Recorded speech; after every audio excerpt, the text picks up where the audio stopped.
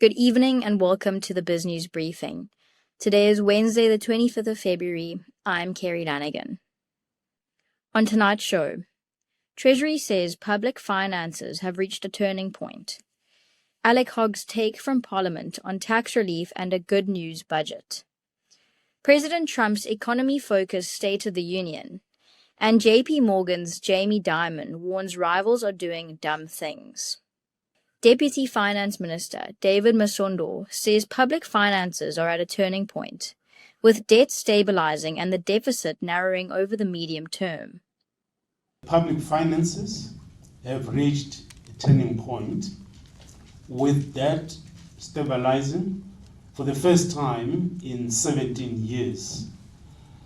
After more than a decade in the fiscal wilderness, with rising debt consuming a growing share of national resources, South Africa is restoring the health of public finances. The public debt is stabilizing this year at 78.9% of the GDP. The primary budget surplus will grow over the medium term to ensure a sustainable debt path and hold the crowding out of spending on the public services due to debt service costs. Over the next 3 years, debt service costs will be 10.6 billion lower than the estimate from the 2025 medium-term budget policy statement. The main budget deficit, which shows how much more government spends than it takes in, is projected to narrow from 4.5% of the GDP in 2025-2026 to 2.9% of GDP in 2028-2029. The more stable macroeconomic outlook, smaller deficit, reduced borrowing cost result in lower bond issuance over the next 4 years, with estimated savings of 469 billion over the lifetime of these bonds, an amount greater than 2026-2027 social development budget. The medium-term payments for capital assets, that is spending on new and existing infrastructure, grow by 9.7% compared with growth of 4.4% for employee compensation. BizNews founder Alec Hogg reports from Parliament after the budget lockup.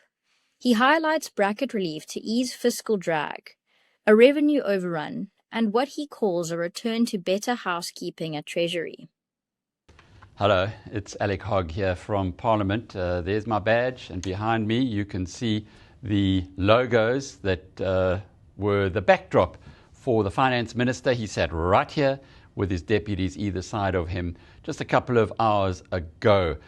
And he was delivering a very good news budget, both to the media here in lockup and then thereafter in Parliament itself. So why is it a good news budget? Well, point one, fiscal drag. Fiscal drag is something that means that you pay more tax every year because of inflation. Your salary goes up by the inflation rate, and we have a progressive tax system. That means that the rate rises, and if nothing else happens, you just pay more tax. Now, good practice, and South Africa has usually had good practice, means that you adjust those tax tables every year by the rate of inflation. We haven't done it for 2 years, but we did it this year. So there was about 12 billion rand that was given back to taxpayers. It's all right, but even so, it just shows what happened in the last 2 years. It didn't have to occur. And part of that was the 20 billion rand tax increase that got lost somewhere in last year's fracas over the VAT, remember, and that had been tabled. It was supposed to come in this year. It didn't. So that too is very good news. More good news is that there was a revenue overrun. The economy is doing better than anticipated. VAT produced about half of around a 22 to 28 billion. We're not exactly sure on which the right number is. The minister said 21.8 and the Treasury said 28.2. But anyway, don't know who's got dyslexia, but the reality is there was an overrun, and most of that money is being put into Transnet to jack up the rail system, which means more exports, which means more revenue into the country, which means better for all of us. But finally, the thing that I really liked about it and why I believe this is the best budget in 16 years is because of the housekeeping that we are seeing. The new broom is sweeping very clean at Treasury, Dr. Duncan Peterson, the Director General, and there is a whole list, a long list of issues that hadn't been addressed for many, many years. Like one that goes back to 1996, when if a poor unfortunate person died on duty while they were at work, they got a tax benefit of 300,000 Rand. Well, that hasn't moved since 1996 because, like many of the other limits, it hadn't been adjusted, just hadn't been taken care of. Poor housekeeping. That, by the way, has now gone to 1.3 million. So all round, I rate this 8 out of 10. That means it's an A.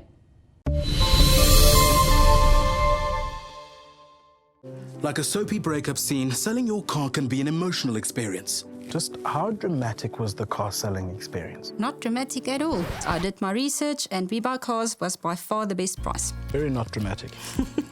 But I like drama. I was standing there watching my phone, waiting for the money to get in, and there it was. Yes. Car, driving. We Buy Cars, the easiest way to sell your car, by far. I wouldn't mind a little more drama. Anybody bring me some tears?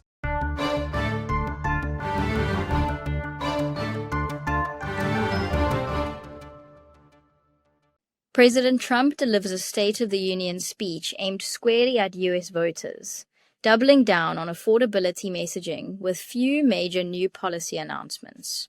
Our nation is back, bigger, better, richer, and stronger than ever before. I used these tariffs, took in hundreds of billions of dollars to make great deals for our country, both economically and on a national security basis. Almost all countries and corporations want to keep the deal that they already made, right, Scott?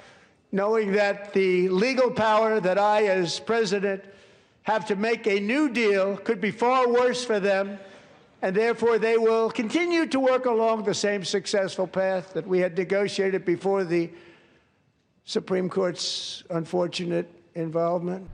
Roz, it was so fascinating watching this 1 hour, 47-minute speech. Did the president have any clear domestic messages to the American people? Anything about new policies or new ideas?